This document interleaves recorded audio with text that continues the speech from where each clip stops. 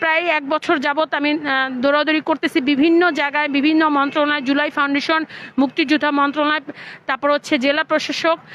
আরও বিভিন্ন জায়গায়, কিন্তু বাট কেউ আমাদেরকে আমি এবং আমার এক সহযোদ্ধা ভাই, সে হচ্ছে এ ব্লকে থাকে, আমি ডি ব্লকে থাকি, আমাদের 11 এবং আরও আমাদের বাংলা কলেজে কয়েকজন আছে, এইগুলি মানুষের এখনও তালিকাভুক্ত হয় নাই, যারা একবার নিঃস্ব, বুঝে না কিছু এবং বোকাশোকা মানুষ, ইভেন আমারটাও। কিন্তু আমি জেলা প্রশাসকের ওখানে গিয়েছিলাম, ওখানে আমাকে কি বলবো, নারী হেনস্থার মতন করে। জেলা প্রশাসকের আন্ডারে যারা যারা অনিক সাহা, তারপর হচ্ছে অনিক সাহার আন্ডারে তারপর যত লোক আছে অফিসের, তারপর হচ্ছে এডিসি, এখন বর্তমানে এডিসি, কিন্তু আমাদের ডিসি স্যার যে এখন বর্তমানে আছে তার সাথে দেখা একদিন করেছিলাম, উনি ভালো ব্যবহার করেছিল, কিন্তু পূর্বের ডিসির বিরুদ্ধে কথা বলেছি বিধায় এবং তামিমের বিরুদ্ধে কথা বলেছি বিধায় সাংবাদিকদের কাছে,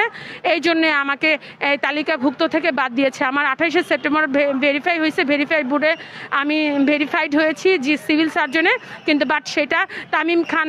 বিভিন্ন কুমন্তব্য করে সিভিল সার্জনের কাছে বলে তখন আমাকে সিভিল সার্জন থেকে বাদ দেয়। কিন্তু